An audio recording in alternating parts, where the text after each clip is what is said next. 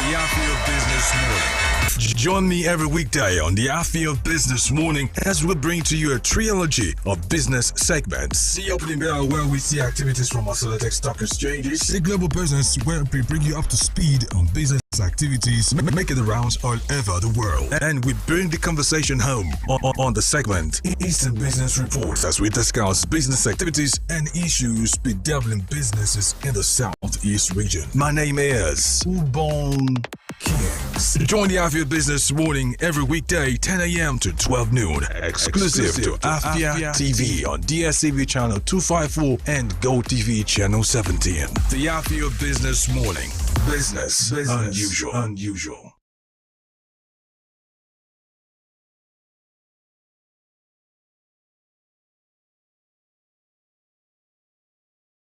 Top of the morning to you. It's Friday, the 20th day of December 2024, and today, as always, we will take a look at commodity reports and activities from oscillated exchanges on the segment Opening Bell. And of course, business news stories from Africa and the rest of the world will come to you on Global Business. We'll also take a look at issues affecting businesses in the southeastern part of Nigeria on the Eastern Business Report. And then finally, activities and conversations from around the markets will come to you on Afia. The Afia Business Morning takes center stage every weekday 10 a.m. to 12 noon. My name is Ubon Kings. Welcome to the Afia Business Morning.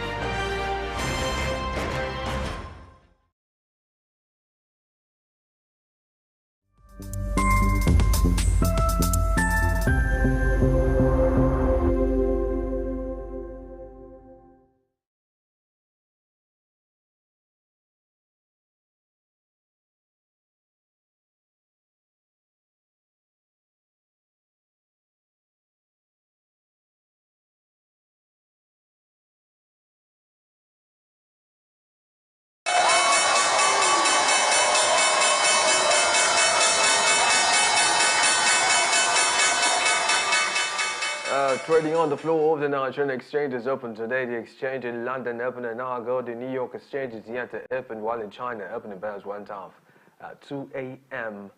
local time. Welcome to the opening bell segment of the Afia Business Morning.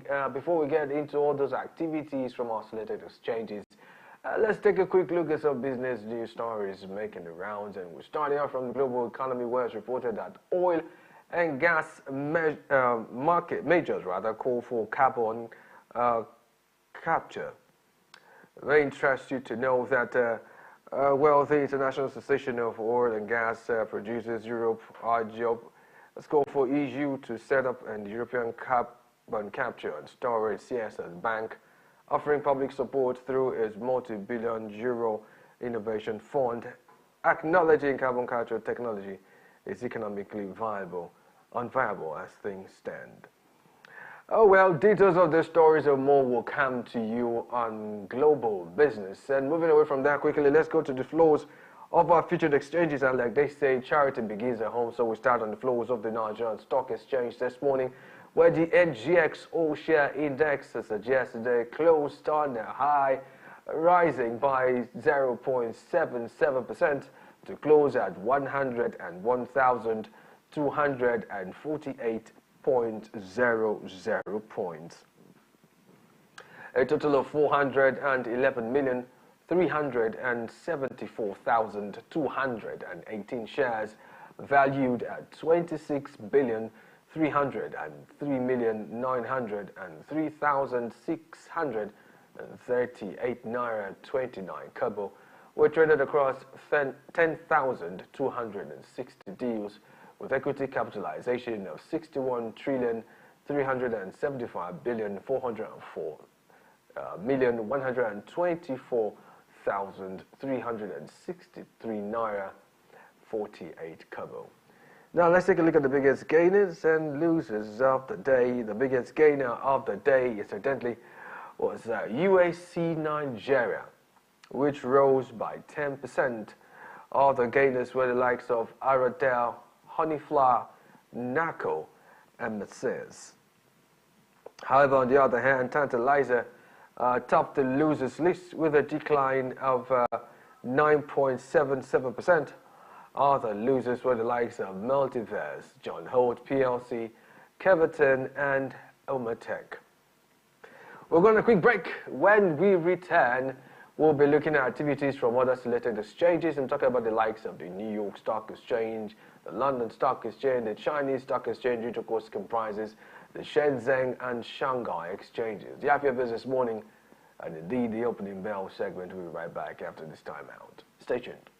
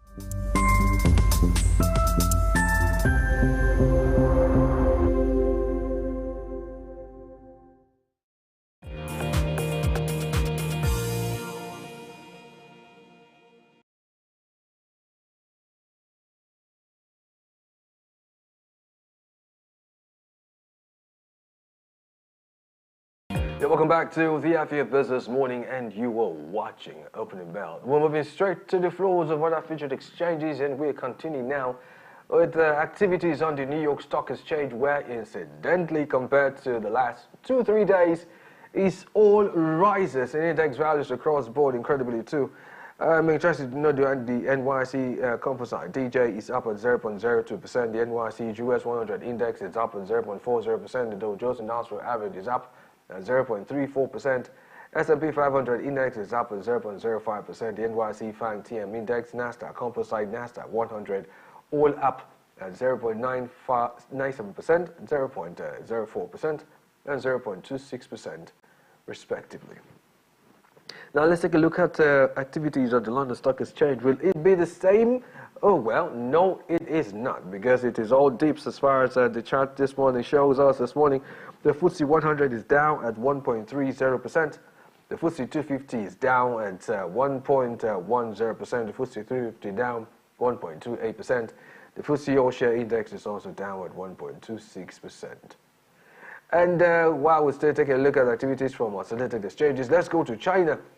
Stopping off at first at the exchange at Shenzhen, and well, it is all rises in index values across board. The Shenzhen Component Index, the SZSE Composite Index, the Chinex Index all up at 0.44%, 0.58%, and 0.04% respectively. Now, we still remain in China, but we're moving over to Shanghai, where interestingly it's a mixture of rises and dips in index values across board, even distribution if you may, because the SSE Composite Index, the SSE 50 Index, and the SSE 380 Index are all down at 0.36%, 0.36%, and 0.06%. However, the Star 50 Index, the SSE 180 Index, and the CSI 300 Index are up at 1.47%, 0.72%, and 0.51%, respectively. We will go on another break, and when we return, we'll be looking at commodity prices as well as our consumer price watch in the open market. You may want to follow this program and watch in live on our dedicated Afia Business YouTube channel. Kindly type in the search bar www.youtube.com/Afia Business. And while you're there, do well to hit the like button. Remember, you should subscribe so you get notifications on all business-related content coming to you from Afia TV. The Afia Business Morning and indeed opening bell. We'll be right back after this time out. Stay tuned.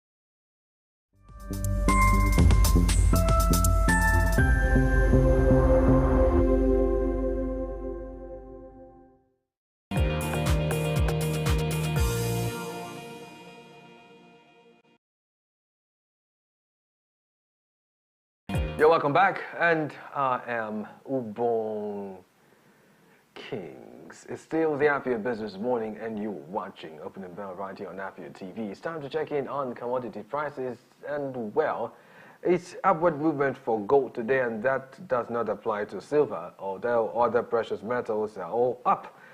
Silver is down at 0.86%, gold is up at 0.38%, platinum and palladium both up also at 0.57% and 0.50% respectively.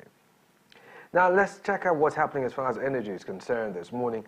Energy is a mixture of rises and dips in index values across board, but we have more of dips anyway than rises. Natural gas and coal are the only two commodities that are up. Natural gas is up at 2.78%, coal is up at 0.09%, however, ethanol is down at 0.16%, oil Brent is down at 0.12%, oil body light, Brass River and Quavo are all down at 2.84%, 1.14% and 1.14% respectively. Our next up is industrial metals, where obviously is more of dips than rises in index values across board. The only two commodities that are up here are copper and tin, which are both up at 0.70% and 0.22% respectively. However, nickel and zinc are down at 1.33% and 1.35% respectively. And then following that downward spiral, aluminium is down at 0.99%, lead is down at 0.28%. Iron ore is also down at 0.81%. You're still watching the Afia Business Morning. This indeed is the opening bell segment, and you may want to follow the program, join in on the conversation on our dedicated Afia Business YouTube channel, watching live as well. Kindly type in the search bar www.youtube.com/@AfiaBusiness. And while you're there, do well to hit the like button. Remember, you could and should subscribe so you get notifications on all business-related content coming to you from Afia TV. Up next, we're going to be taking a look at the hikes in prices of food commodities in the open market, as well as the hikes in fuel prices. And on that note, I would see you on Monday on the opening bell when the exchanges reopen for trading. The Afia Business Morning will be right back with the segment Global Business after this time out, of course. My name is Ubong Kings. Stay tuned.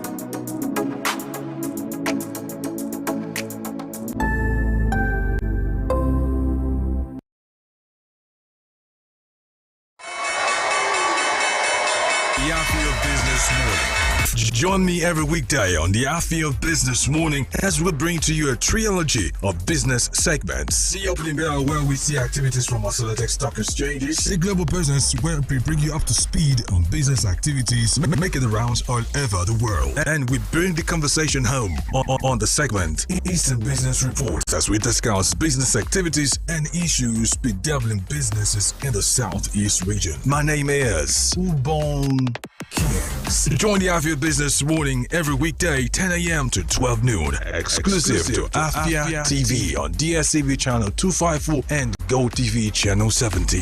The Afia Business Morning. Business unusual.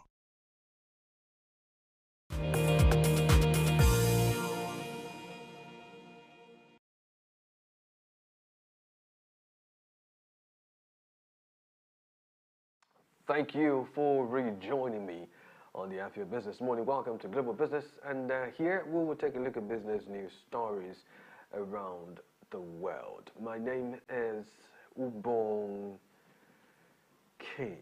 Here are the headlines that I am tracking at the moment.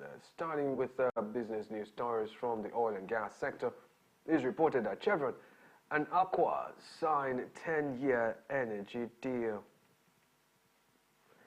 Away from that, the government supports control of plastic shippers. And then from the world of, tech, Meta hit with 251 million euros in fines for 2018 data breach. We'll bring you details of the stories and more right after this time out. Stay tuned.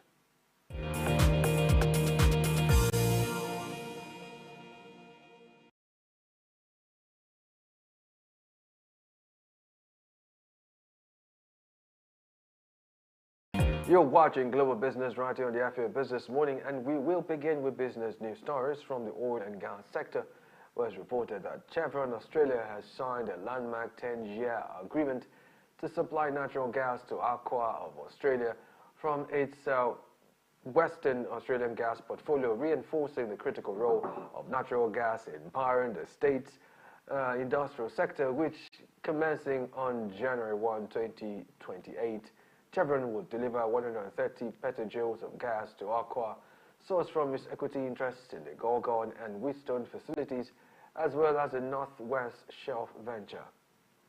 With Gorgon and Wheatstone contributing around half of Western Australia's domestic gas supply through their combined capacity of 530 terajoules per day, the agreement underscores the significance of natural gas in the region, as Chevron also retains a 1/6 interest in the Northwest Shelf venture, further strengthening its role in WA's energy landscape. However, this agreement ensures continued energy security and supports key industries like aluminium production while contributing to the state's economic development. You know, quite a number of things intrigue me from the story, and I'll try to paraphrase it, or it just simply says that natural gas supply, according to the story, underscores the significance of natural gas to the region, Australia the next. But for starters, let's go with some basic definition. Natural gas, also called fossil gas, methane gas, or simply gas, is a natural occurring mixture of gaseous hydrocarbons consisting primarily of a 95% composition of methane, which is about 95% composition, in addition to various other smaller amounts of higher alkanes. Now, traces of carbon dioxide, listen to that, nitrogen, hydrogen sulfide, and helium are also present in this natural gas. It is seen as a green energy source, touted by a number of natural gas proponents, because it's claimed to be a cleaner fuel than coal and oil, underline that part, producing fewer greenhouse gases and pollutants. Now, meanwhile, while we've established that, according to this particular story, Chevron Australia is signing this landmark 10-year agreement to supply natural gas to Aqua of Australia from its Western Australian gas portfolio. And this particular story speaks volumes of the relative transition to green energy initiatives. Now, let me also shock you real quickly. It is reported that the world has enough, listen to this, the world has enough natural gas to last about 52 years. Just 52 years at the current consumption levels. Underline that. Natural gas to last just 52 years at the current consumption levels. Now, question is, what happens if the consumption rate increases before then? Let me also let you know that. As in 2017, the world's proven natural gas reserves were about 6,923 trillion cubic feet, which is 52.3 times the annual consumption. Now, one thing comes to mind. We all have to start thinking of alternative sources of energy that are more sustainable. This must of necessity be explored, because if we are saying that natural gas will last only 52 years, what happens after the 52 years? This is just me thinking aloud. And still on more business news stories from the oil and gas sector, it's reported that the International Association of Oil and Gas Producers Europe, IGOP Europe, has called for the EU to set up a European Carbon Capture Storage CSS Bank, offering public support through its multi-billion euro innovation fund, acknowledging that carbon capture technology is economically unviable as things stand. Now, this scheme would be similar to a recently established hydrogen bank that channels part of the 40 billion euros fund into schemes to produce the gas from renewable electricity, typically via contracts for different CFT, where public money is used to guarantee a profit during the scaling up phase, where production costs might outstrip the market price. However, the clock is ticking on a legal deadline for the petroleum industry to deploy CSS infrastructure, a technology it has championed for decades at unprecedented scale by the end of this decade. Now, let's look at something clear, okay? For the sake of context also, let's make some things pretty clear. Now, by way of definition, carbon capture and storage basically is the process of trapping carbon dioxide, which is produced by burning fuels or other chemical or biological processes, and storing it in such a way that it is unable to affect the atmosphere. Key point, unable to affect the atmosphere. CO2 stored in a way that is unable to affect the atmosphere, with the aim of mitigating the effects of global warming. Now, this carbon capture and storage will help achieve quite a number of things. Number one is create more fuel, because technically it is possible to convert CO2 into fuel. Yeah, I know a lot of us are wondering, okay, how? Because there are multiple ways to accomplish this, but they are difficult in terms of, well, cost and processes. Number two is this can help to enrich concrete, because captured CO2 could be used to strengthen concrete, leading to increased infrastructure durability. Number three will be bolstering manufacturing operations. Carbon dioxide, CO2, could literally be used to make chemicals and plastics such as polyurethanes, and used to create soft foams like those used in mattresses.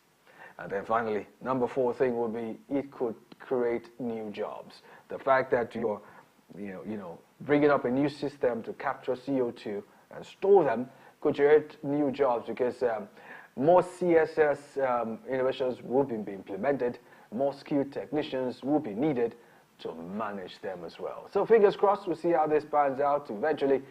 You're still watching Global Business right here on the Afia Business Morning on Afia TV. You may want to kindly join in the conversation, watching live right now if you may, on our dedicated Afia Business YouTube channel. Go to www.youtube.com/Afia Business. And while you're there, do well to hit the like button. Remember, you should and could subscribe so you get notifications on all business-related content coming to you from Afia TV.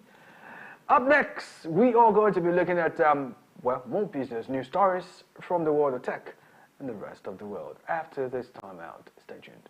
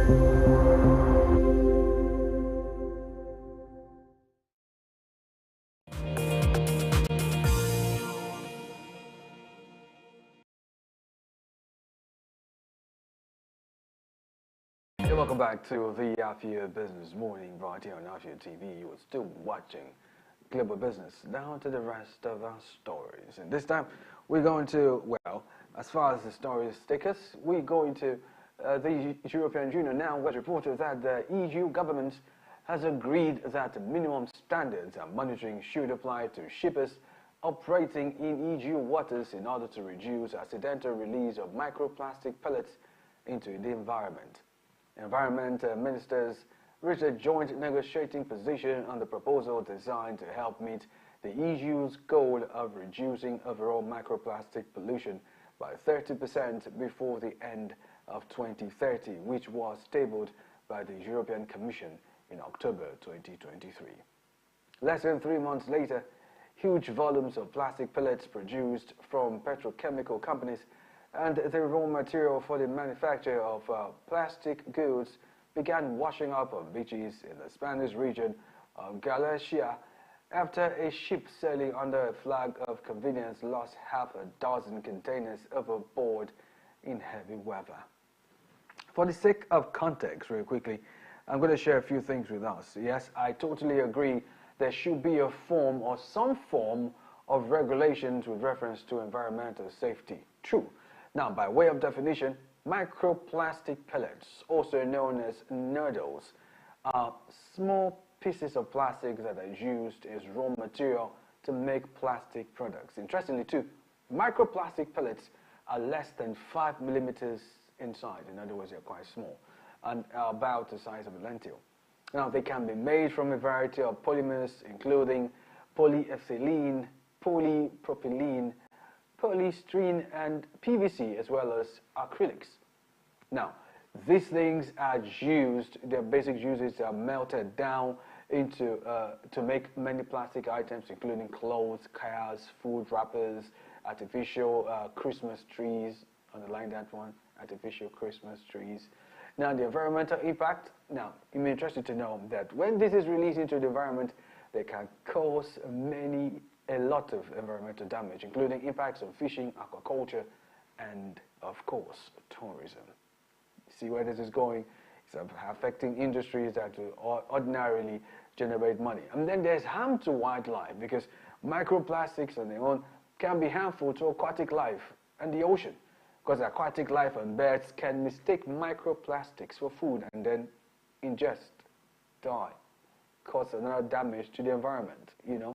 So you get the picture. It's all encompassing, and we'll see how all of this pans out eventually, whether this EU governments would enforce or bring stringent laws into place to pretty much curb this microplastics thingy. We'll find out eventually, won't we? And moving on to other stories, and this time around from the world of tech, it's reported that, well, the European Union privacy watchdogs has hit Facebook owner Meta with fines totaling 251 million euros after an investigation into a 2018 data breach on the social media platform that exposed billions and millions of accounts. Ireland's Data Protection Commission, issued the penalties after wrapping up its inquiry into the breach when the hackers gained access to user accounts by exploiting bugs in the platform's code that allowed them to steal digital keys known as access tokens. Under the 27-nation EU's strict privacy regime, the Irish watchdog is Meta's lead privacy regulator because the company's regional headquarters are based in Dublin. Although the watchdog issued reprimands and administrative penalties worth 251 million euros after it found multiple infringements of the rules known as the General Data Protection Regulation, the company said it would appeal the decision. Oh well, there's only so much you can do, because let me just try to break this down real quickly. Now, this 2018 data breach of Facebook that exposed billions of accounts was a major embarrassment that caused a significant damage, if you may, to persons, companies, institutions, if you may, whose accounts were affected. With fines totaling about 251 million euros, I guess other personal data processing platforms will learn and adjust. Hopefully they will. Anyway, CyberDrive, takes out the time to tell us more on this Facebook data breach that happened about 6 years ago. Let's take a look.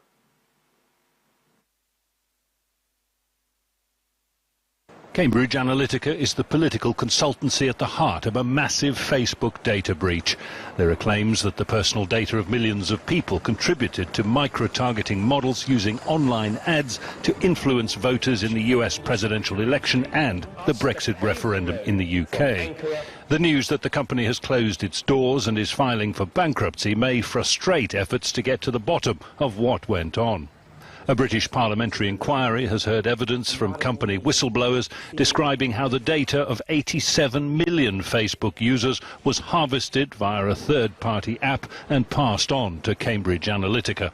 In an undercover investigation, the company's former CEO, Alexander Nix, all but took credit for Donald Trump's election victory. And our data informed all the strategy.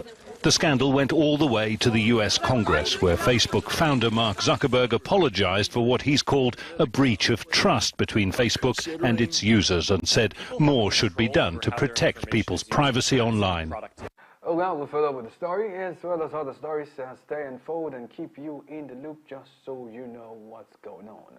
And you may want to get to our dedicated Afia Business YouTube channel to find out more and watch in live as well. Kindly tap in the search bar www.youtube.com/Afia Business, and while you're there, do what, hit the like button. Remember, you should subscribe so you get notifications on all business-related content coming to you from Afia TV. You're still watching the Afia Business Morning right here on Afia TV. Coming up next, we'll be taking a look at well, the conversations we've had in the past week, past few days. And to the end that we keep you updated as the conversations we already had, because they're still developing conversations, by the way. And this will be coming to you next on the Eastern Business Report. My name is Ubong Kings. Stay tuned.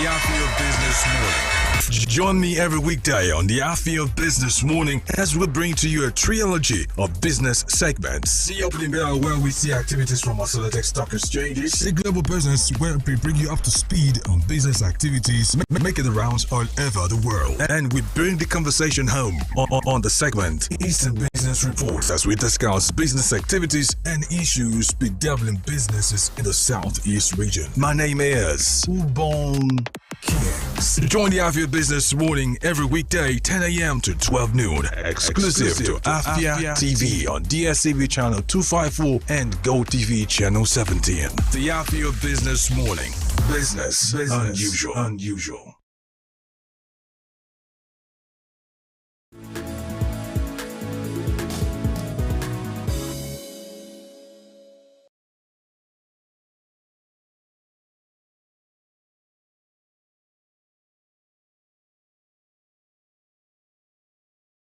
You're still watching the Afia Business Morning, and this indeed is the Eastern Business Report, which is designed to bring you up to speed on business activities, policies, discourse affecting businesses and the economy of the Southeastern region of Nigeria. It comes right after global business on the Afia Business Morning. And on today's edition of the Eastern Business Report, we'll be looking at, the week in retrospect, looking at developing stories and conversations that we've had on the Afia Business Morning.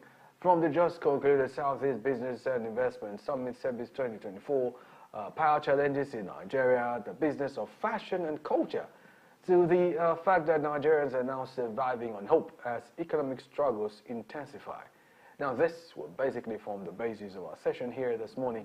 My name is Ubon Kings. Welcome.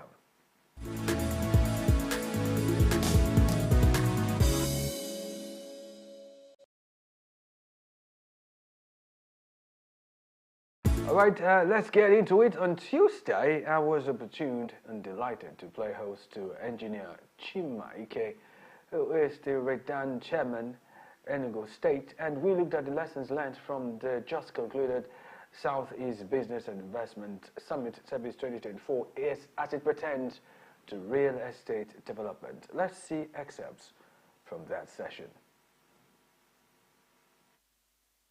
We have done a lot of seminars, a lot of conferences, a lot of talk concerning development, and it hasn't been achieved all the while. But the good thing now is that it has come, and the time is now. And the good thing is that we have the governors, the private sectors, the individual who are ready for this to kick off. It's just like now, we as an individual, we are individually rich. Right. But collectively poor, based on this is the time we're coming together for we to do what we have been longing to do for a long time. So that's why I said it's kicking off. It has kicked off the first quarter of 2025. We are going to see what this summit has transpired. Do you get? So the good thing is now, and the ideal thing is that the people in diaspora, the investors, the developers key into this. It's a big project. That's why we are calling everybody to look into this and see how they can be a part of this. And Enugu is like a hub for this. Enugu is linked up to Abia, Owerri, Umuahia, Ebonyi. So it's like a central. And the new city, where they are talking about the connectivity of these infrastructures, both the rail, the aviation industry, the roads, the connectivity of this massive project. As you can hear, the chairman said that the equities and everything is in place. We have had this meeting for a while, and the just recent concluded summit is action. The action has started, and is a collective action. We are all involved in it. We are working together to bring the Southeast as the best region in Nigeria and in Africa. So we have talked for so long, now is action time. So we're kicking off right now. From that moment, after the business, we went to Lion Business Park at Ezeago. Some part of it has started. So we're thinking of how to connect everything that's happening there.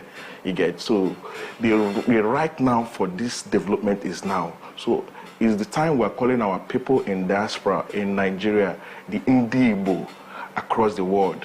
this is the time for the massive to join this Enyimba Economic Summit this new city being developed in Southeast. It's time for Indibo in Nigeria. The return on investment in Enugu is huge. Me being the Red chairman can tell you that, because the way of business friendly the governor has made the real estate industry is make it to operate easy for us. For instance, the governor just launched GIS, the Enugu GIS system. That's a land search. A land title document can be done within 48 hours. You can do it at the comfort of your home. You know, it gives credible and confident that the government is aware of the land you want to purchase. Meaning that when you're able to do a search at home, and you can get your title document, your CFO, your power of attorney, your deed of assignment registered under 24 hours, is a plus. And I give it to the governor, His Excellency Dr. Peter Mba. He has done so well. If you're in Enugu, you see the development, the massive development happening in town. Enugu is having a new face. It's decongesting the town. We have a new city called New Enugu. And it's really helping the real estate developers, because now Enugu is expanding. The housing achievement we want to achieve, the development is easier now because Enugu is decongesting. Oh well, in case you want to see more on that particular video, you may want to go to our dedicated Afia Business YouTube channel to check it out. But then, moving on Wednesday, I was able to play host to Emmanuel Chime, who is a seasoned public affairs analyst, and we took out the time to look at issues around the power challenges in Nigeria, which of course seems to be a perennial issue which has never really stopped thus far. Let's see, excerpts from that particular session real quick. That was on the 7th of October. President Muhammadu Buhari rightly made submission of that part law, presentation of that part law, budgetary proposal. And meanwhile, it was expeditiously passed. And if you check the budget projection or provision for the Ministry of Power, so then that was in the tune of 239.5 billion naira. Ubon, where are those monies being committed to? And it was only 5 billion that were being projected for salaries of workers in the system. So where are all the money? And a huge chunk is meant for infrastructure in the system. So where are the money? You know, one of the major problems we have, okay, then if you take it to 2023, last year, well, Tinubu, he made his own budget provision for Ministry of Power. And we even have a shift in what it used to be. It used to be. We had a shift, an increase in the tune of 49 or 43.9%. I mean, taking us from 239 billion to 344 billion in 2023. Now you begin to ask, where are these monies being committed to? If we are complaining about infrastructures, complaining about moribund equipments and more and what have you, where are all these monies being projected, being provided, being committed to the ministry? Where are they being committed to? I think people should be answering questions. You know, if you go through the details, we begin to hear where the sitting minister is talking about that we need more investment, this, that, in every area. In fact, what it means is that we don't have a system in Ministry of Power. Because if you talk about the power line is moribund, fragile, high transmission line, it is moribund. Then you talk about the gas companies, we are owing them. I mean, the gas companies that supply the gas with which we are generating over 75% of the power we make use of in Nigeria, we are owing them. I mean, cumulatively, if you take the amount of debt that the minister claimed that we are owing, as at February this year, the minister rightly said in the tune of over $1.3 trillion, not even naira, dollar, that we are owing. So all the monies that we have been budgeting over the years, where are they being committed to? I think these are the big questions we should be asking. And if we begin to bring people to book, then we begin to fix all this. So for goodness sake, we cannot continue to, and now you can see what is happening in the tariff. Yeah. So it is not the people that are bearing the brunt. The people are even paying for what is not being provided, the services that they are not being given. If he failed to give us steady power, we should not vote him again. He said that very equivocally as at then. prior to the time he came into the office, through whichever means he found himself there. But meanwhile, he said if he did not make it in the next 4 years, we should vote him out. And he said he's going to up it. He's going to up the size of the capacity of the available power that we make use of in the country from 4,000 megawatts to 15,000 megawatts. For goodness sake! And what we are now seeing is that he's now telling the president of Germany that just visited. Now we are looking for a magician that's going to fix. We are so much in a hurry, looking for a magician that's going to fix the system. Well, all these editions of the show are available on our dedicated Afia Business YouTube channel. You're still watching this business report live from Enugu State, Nigeria. Like I did say, you may want to kindly join in on the conversation, watch it live and see episodes of this on our dedicated Afia Business YouTube channel at www.youtube.com/Afia Business. And while you're there, do to hit the like button. Remember, you should subscribe so you get notifications on all business-related content coming to you from Afia TV. Oh, well, the Eastern Business Report returns in a bit with other conversations that we had in the course of the week. Stay tuned. The program will be right back.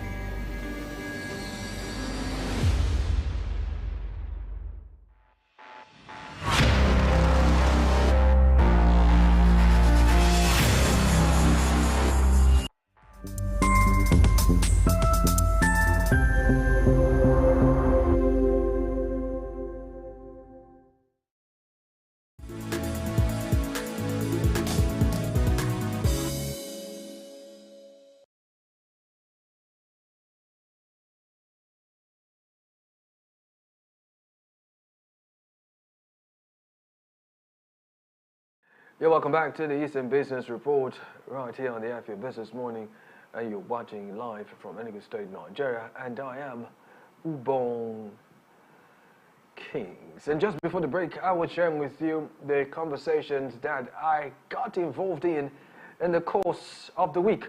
And starting off from, of course, I highlighted the aftermath, if you may, for using that word, of the Southeast Business and Investment Summit, Service 2024. And also, I did center, that conversation actually did center or narrow in on the Eyimba city, economic city, and the place of real estate in the development of the Southeast. Another issue I also looked at in the course of the week, which we already seen, is that we tried to do an explainer detailing what the frequent collapse of national grid means for the nation's development, and by extension the Southeast development, as well as putting side by side the fact that we always have this continuous power issue, which was dealt with, all thanks to my guests who joined me. Moving on Thursday, however, it was a double-barrel thing, if you may. I played host to Orube Chinyere, Mary Judith, who is the creative director of Choma, and we talked about her business journey and how she was able to merge fashion, arts, and culture into a business. Let's see excerpts from that session. Choma is still a growing brand, I would say. I used to say small brand, but now I like to think of it as a growing brand. Right. And one thing I really believe in is, community and empowering the community. So I've taught a few people how to sew. I've taught a few people about fashion, and I'm proud to say that, they are doing their own thing now, and that's perfect. I've had I think I've had like 2 people that, work under me and make dresses, but for now, for the most part of it, I make these dresses myself with my sewing machine. I do the cutting, I do the illustrations, I do the ironing, I do the market runs. I'm very, very much involved still in, the production part of the business. So I entered fashion through illustrations. Like I said, when you asked me to introduce myself, I said I was a storyteller. I am a storyteller. So from secondary school, primary school, there was a time I had issues with my parents because I was feeling badly in school because I could not focus on any other thing but, writing stories and drawing my stories. So I was feeling woefully in school, and my parents, they knew that I was a smart kid, so they were like, leave this thing, focus on your books, later you can. So but then one thing I realized was, even then while I write, I was always very much interested in sketching the characters, and I was so interested in what they were wearing. So even before I even knew that I was really into fashion, I would sketch out what they were wearing meticulously. Illustrations were like the roots. The root. Yeah. Okay, now that explains it a lot further for me. There's a piece in my unreleased collection, Egu, where I use fabric scraps from that I've been working with for months. Use the fabric scraps to create a trouser. I was even surprised when someone reached out to me a few days after posting it on my Instagram that she wants a pair, and I was like, I was not expecting anybody to want to wear it because it looks like it's very big, it's very extravagant, very it's a piece that you cannot avoid. It's in your face. In your face, yeah. So I was surprised, and I was like, okay, we can actually do it. It came to me like a dream. Okay. I kid you not. Okay. So I tried my hands in this competition. That happened September.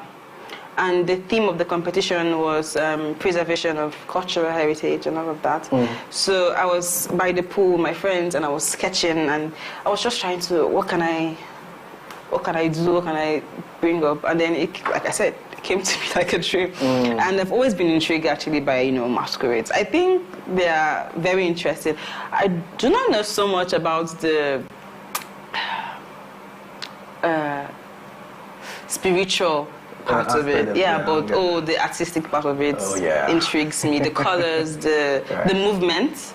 So this collection plays a lot with colors and the movement and the extravagance of African masquerades, Nigerian masquerades. Oh well, still on Thursday, I also played host to a Meka Udom, a journalist, a development communication expert, and a public affairs analyst, and we took out the time to look at the fact that Nigerians are now surviving on hope as economic struggles intensify. Oh well, let's see excerpts from that particular session. Now, let me say this. Year in, year out, our leaders run around the whole globe looking for, FDI. But I need to tell you that the beginning of every meaningful investment in every country is local investors themselves. Sure, I agree totally. Now, there are things that attract investment. It's not just what you say. It's not just what you say. That you have said it doesn't make much meaning. It's what is on ground, what people see. Now, let me tell you, if you look at the Nigerian context, in the past. We have there are a lot of challenges here, but in spite of that, investors come in. Now, what is it that is attracting them in spite of the challenges that we have? One is the issue of energy. Before now, energy has been relatively affordable in Nigeria. And let me tell you also, there's nowhere in the world where a vital component of energy security is left to be determined by market forces. I don't think so. Study America, study China, study India, study Britain, study France. You can even come to South Africa here in Africa. Yeah. Now, the most important aspect of energy security, government will always make sure that it is kept within affordability. And in recent times, a lot of major producers and manufacturers have left Nigeria. What has been the reason? Production cost.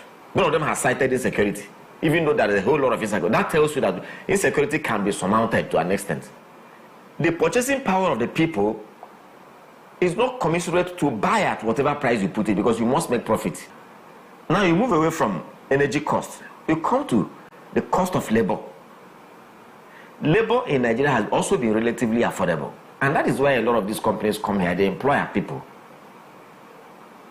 And if they pay them a salary that people can at least relate to, a salary that can enable them meet their own personal objectives and goals, a salary that they can use to keep themselves, keep their family, and keep their life going. But right now, can you really say so? A lot of organizations are laying off. More and more people are falling back into the unemployment, margin. And as they are falling back into the unemployment margin, they are heading towards poverty line. The truth is that policies of governments must be evidence-driven, not merely by wish. Do you have the basic requirements, what it takes to do it? Or are you just going to pressure people for nothing? At the end of the day, you won't achieve it, but you would have completely, disorganized people's system and procedures. Even though you know that the indices on ground can realistically achieve that.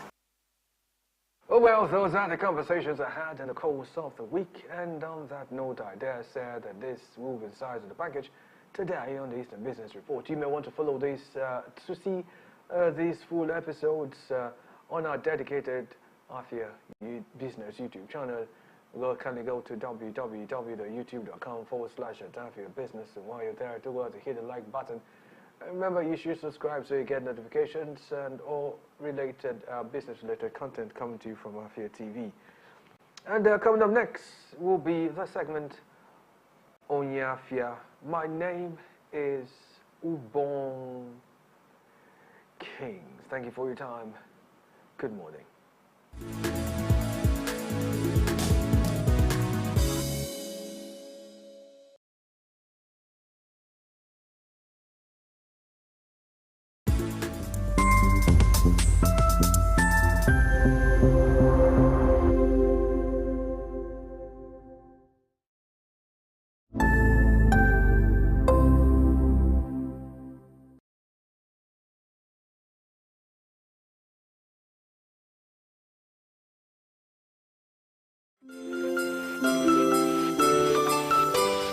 Stand a chance to win an early Christmas surprise this year on the Afia Morning Show 12 Days of Christmas Special. How to win? Watch the Afia Morning Show on DSTV channel 254 and GoTV channel 17, or on YouTube at Afia News and on Facebook at Afia TV. Listen closely to the anchors, guests, and correspondents. Watch out for the question of the day. Locate the live stream of the Afia Morning Show on YouTube at www.youtube.com/@Afia News. Be the first to share your answer to the question in the comment section on YouTube. The winner will be announced during the next day's broadcast. The Afia Morning Show 12 Days of Christmas Special lasts from Friday.